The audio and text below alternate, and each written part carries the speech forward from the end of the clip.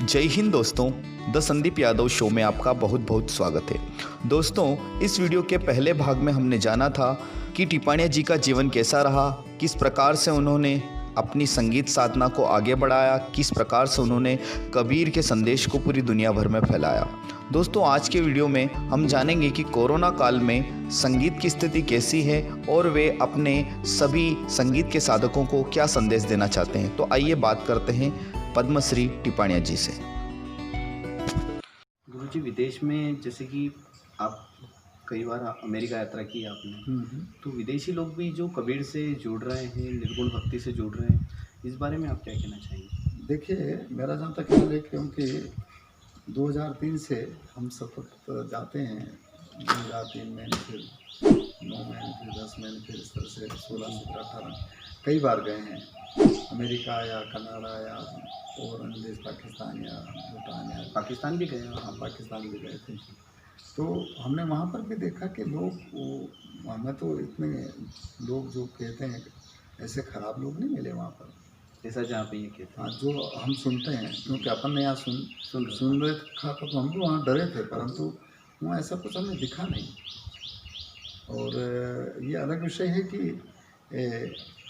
जो ऐसे लोग जिनके मस्तिष्क में उस परमात्मा के नाम पर बहुत सारी फितरतें होती है, वो पाकिस्तान में ही है ऐसा नहीं है, वो सब दूर है। या वो मुसलमान है ऐसा नहीं है, सब में है, चाहे वो हिंदू हो, मुसलमान हो, सिख, जैन, ईसाई, पारसी, सब के अंदर। अभी यूएन के में दिखते हैं कि उनने उसको काट दिया, उनने उसको मार दिया।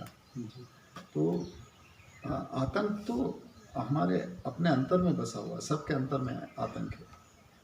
उस आतंक को ज़मीनी स्तर पर हम किस तरह से इम्प्लीमेंट कर रहे हैं, ये सबसे बड़ी बात है। क्योंकि इंसान के नॉलेज को, इंसान के ज्ञान को, इंसान के अनुभव और अनुभूति को हम यदि सकारात्मक सोच के लिए काम करेंगे तो पूरी कायनात में अमन, चैन और शांति पैदा होगी। और हमारे नॉलेज को, हमारे ज्ञान को, हमारे अनुभव को यदि हम किसी की नकारात्मक सोच के लिए करेंगे तो वहाँ प्रकृति का विनाश होगा, इंसानों का विनाश होगा। और संतों की वाणी हमेशा विनाश नहीं, उनको सृजित करने का काम करती है, उनको मिलाने का काम करती है, जोड़ने का काम करती है, तोड़ने का नहीं। गुरुजी, मेरा एक सवाल था। कोरोना काल में जैसे संगीत के जितने भी साधक हैं, अभी कार्यक्रम चल नहीं रहे हैं, धार्मिक कुछ भी कार्यक्रम नहीं हो रहा है, सभी भजन भाव नहीं कर पा रहे हैं, भक्ति नहीं कर पा रहे हैं, तो इस बारे में आप क्या कहना चाहेंगे? देखो, कोरोना काल में अभी लगभग 6 महीने हो गए जी। हम भी लगभग कितने में 21 मार्च से के बाद 23 मार्च से यहाँ दुनिया खेली नहीं। 23 मार्च से कहीं नहीं गए। तो अब हमारे साथ में जितने भी साथी लोग हैं, जो भी वो भी सब घर बैठे हैं। तो परेशानी तो है, ठीक है। आज यदि मान लो थोड़ी देर के लिए अपन गांव में रहते हैं और खेती है या कुछ है, तो भी परेशानी तो है।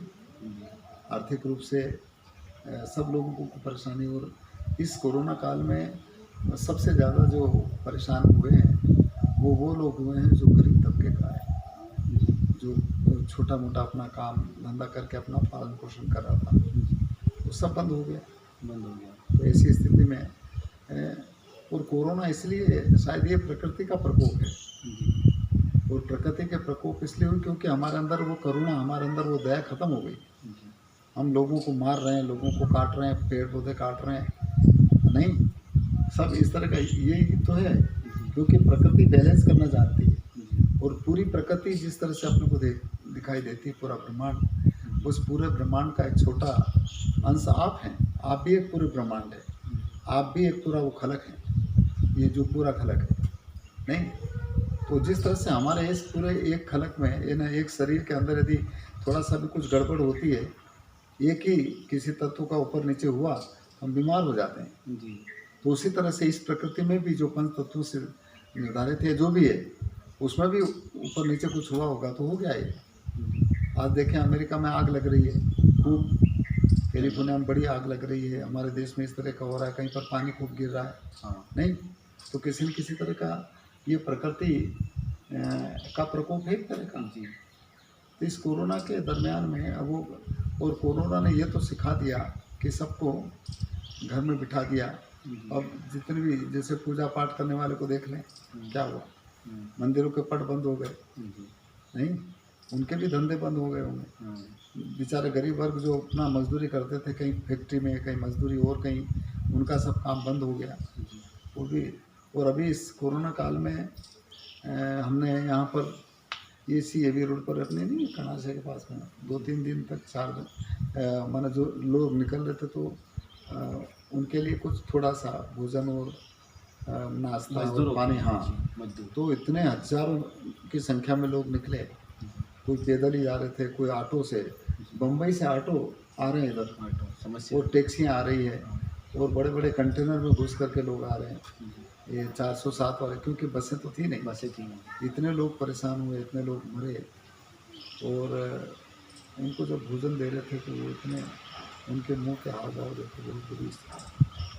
कई सर जो मजदूर थे आने में, क्योंकि जैसे कि वो रेल से कट गए थे काफ़ी। हाँ, कई 18 लोग मर गए, कई लोग रास्ते में मर गए तो उनको फेंक दिया गया, बच्चे लोग, कई महिलाओं को डिलीवरी रास्ते में हुई, और इतने पैदल चले लोग हज़ारों किलोमीटर चल करके, माना कितना भय था।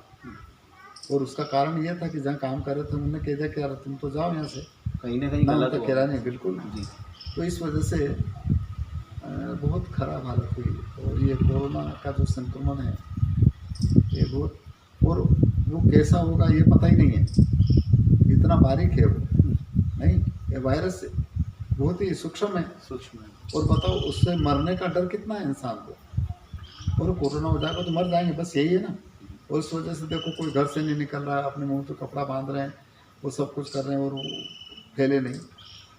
तो खुद के मरने का इतना डर, और हम दूसरे को मार रहे हैं, वो उसके लिए हमारे अंदर कभी डर पैदा नहीं हुआ कि नहीं इसको नहीं मारें, या इसको ऊंचा नीचा नहीं दिखाएं, या हम इसको आगे पीछे नहीं करें। तो ये हदें से ऊपर उठना पड़ेगा, और इसी वजह से इन हदों से ऊपर उठने की बात सदगुरु कबीर अपने भजनों में बहुत कहते हैं।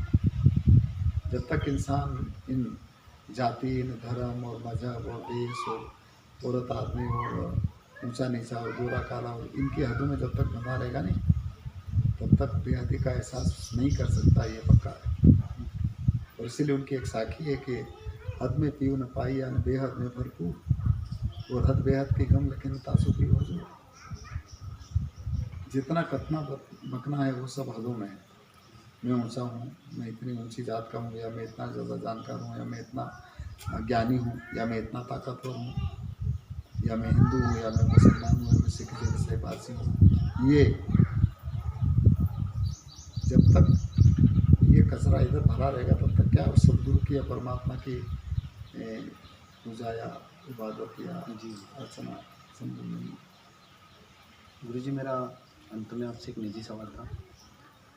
गुरु जी, आप इतना व्यस्त रहते हैं तो आपको कई बार ऐसा नहीं लगता कि मैं परिवार में समय नहीं दे पा रहा हूँ, या मैं ज़्यादा व्यस्त हूँ? अभी तो हम 5 महीने से घर कहीं हैं, तो इतने हम कभी नहीं रहे इन जगहों पर, क्योंकि पहले था कंटिन्यू बहुत काम जाना आना रहता था, परंतु अभी 4-5 महीने से हम, और इसी 4-5 महीने का प्रतिफल रहा कि हमने अभी तक जो भजन गाए थे उसमें ऐसे भजन जो हमारे पास संकलित पड़े थे वैसे ही लोगों से लिख लिख करके, उनको कभी उतना ज़्यादा गाने का अवसर नहीं मिला, और कुछ भजन तो ऐसे थे जो गाए नहीं। तो इस दौरान कहीं जाना तो था ही नहीं, तो हमने उसको वैसे ही अकेले, और कोई था भी नहीं साथ में, इस झोपड़ी के अंदर अकेले ने गाना और उसको रिकॉर्ड करके संकलन करने का काम चल रहा है। तो जिसमें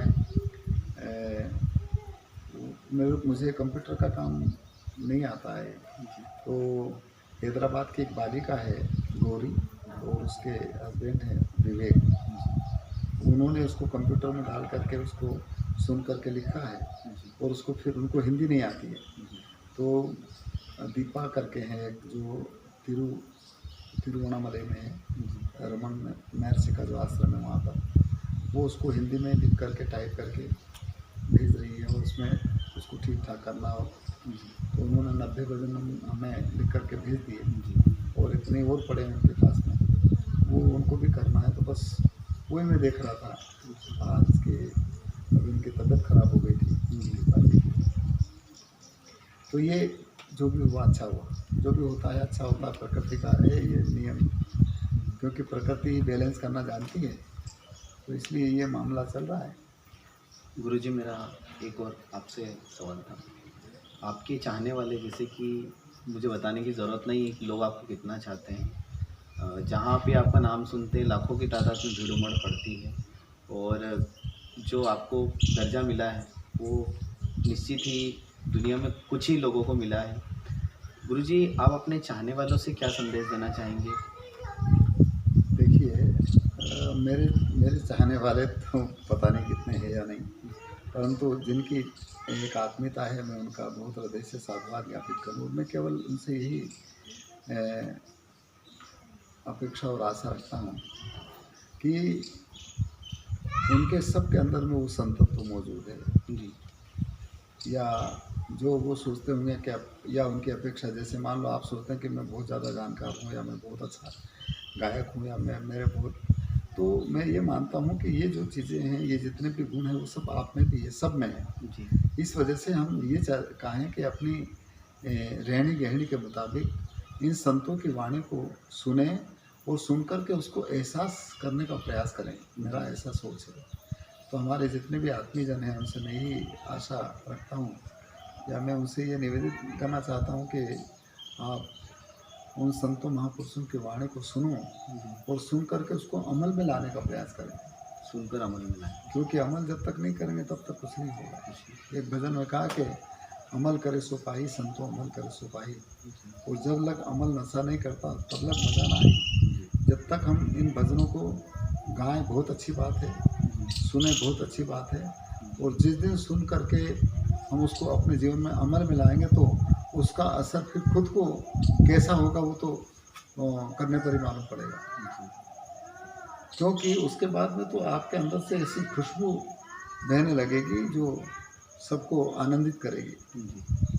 तो इस वजह से वो होना चाहिए, और वो नाद के रूप में वो वाइब्रेशन निश्चित रूप से एक तरफ नहीं फैलती। यदि जिस तरह से एक बर्तन में अपन पानी रख दें, और जब तक उसमें किसी तरह के हिलोर नहीं है, तब तक हम उसमें अपना मुंह ठीक से देख सकते हैं, बहुत अच्छा। और जहाँ उसमें थोड़ा सा कंकर गिरता है तो उसमें लहरें उठने लगती है, और वो लहरें एक दिशा में नहीं चलती, वो चारों तरफ चलती है। करें तो हमारे अंतर में भी इस तरह के बहुत सारे पत्थर पड़ते रहते हैं निरंतर, ऊंच नीच के, जाति के, धर्म के, मजहब के।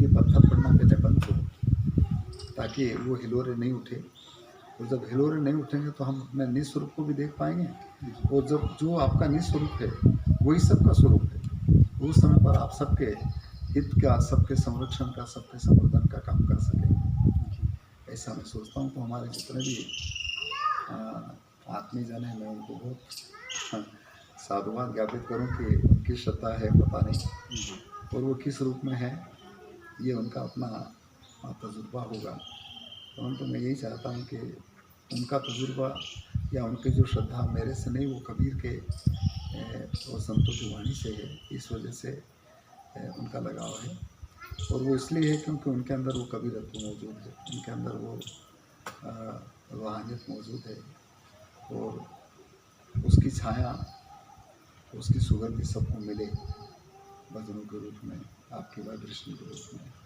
ऐसा मैं सोचता हूँ। गुरुजी, अंत में हमारा निवेदन था कि आप जैसा बता रहे हैं कि 6 महीने से आपने अभी कोई यात्रा नहीं की है, बाहर नहीं जा रहे हैं, तो हमारा एक निवेदन था कि आपका जो मशहूर गीत है ज़रा हल्के गाड़ी हाँको, आप 2 लाइन गुनगुना देते हम सभी को। हमारी गाड़ी भी उसी भजन की वजह से चल रही है जी। और पता नहीं, वो एक साधारण सा भजन था जो शुरू में, एक बार हम आकाशवाणी में इस भजन को गाने के लिए जब गए तो मैंने कहा नहीं ये बंद करो, ये गाड़ी वाड़ी क्या गाड़ी। हाँ।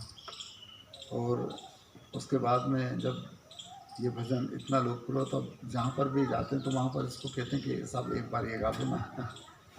हाँ, तो भजन साधारण है, आप सब लोग भी गाते ही होंगे उसको, बहुत अच्छी बात है, खूब गाओ।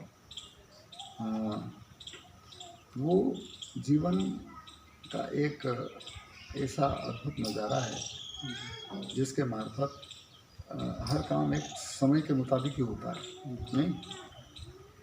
इसलिए वो साखी भी आपको याद है कि धीरे धीरे रे मनाने धीरे सब कुछ हो, और माली सींचे सो घड़ा, वो ऋतु आए फल हुए। हमने ये जैसे लगा रखे, तो ऐसा नहीं कि आज बोया और कल उसमें फल आ जाएंगे, उसमें समय आने पर ही होगा। हमारे अध्यात्म की जो सफ़र है उसमें भी निश्चित रूप से निरंतर अभ्यास के जरिए हम उस अनुभूति को अपने जीवन में प्रत्यक्ष अनुभूति कर सकते हैं। तो इसलिए वो पद है,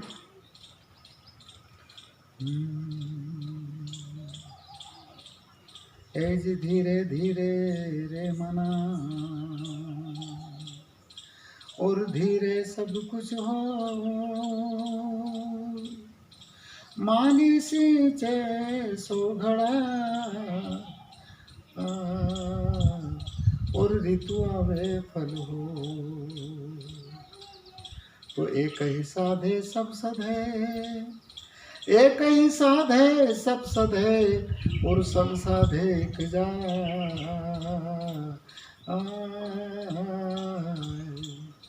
माली सींचे मूल को और फूले फले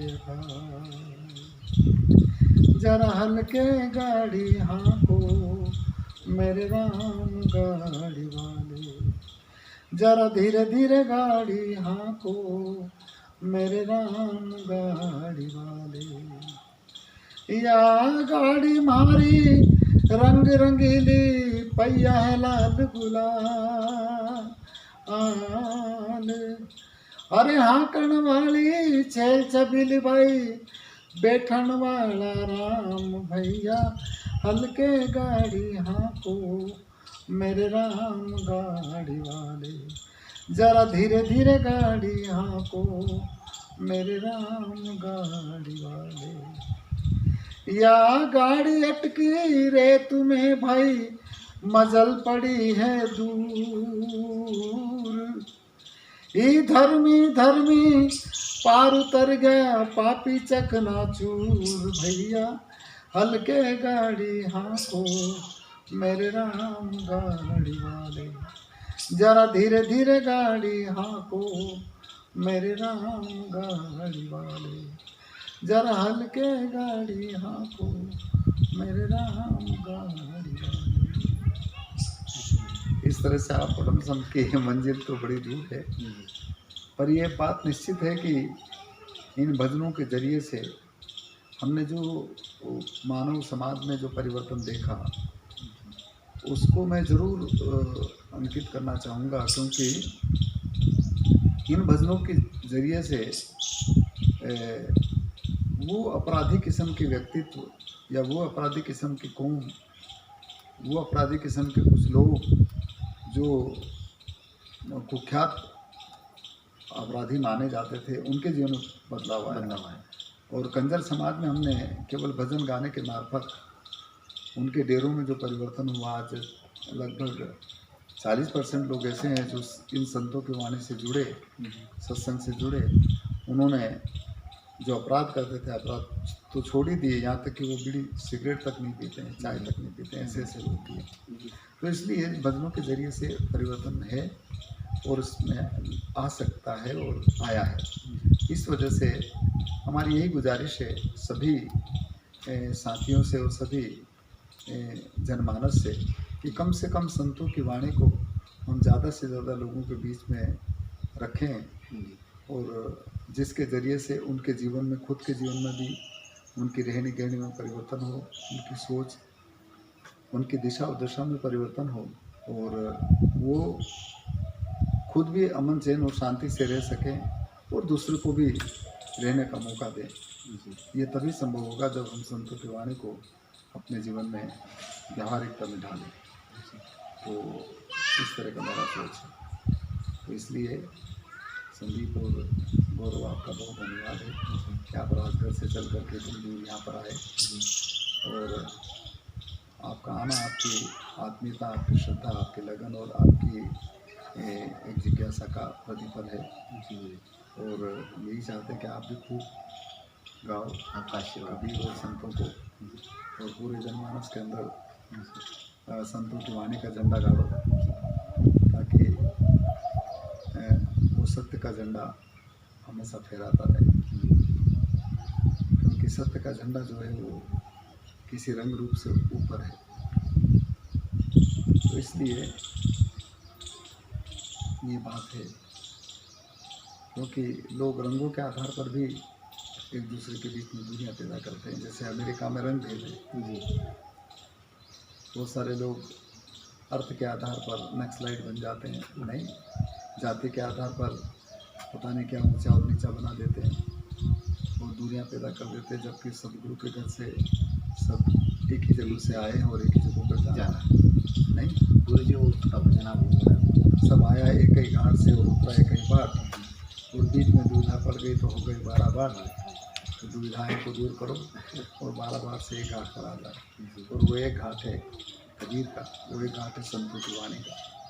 और इसीलिए वो कहा है ना कि घाटे पानी सब भरे और ओगट भरे न कोई, और ओ घाट कबीर का भरे सो निर्मल हो।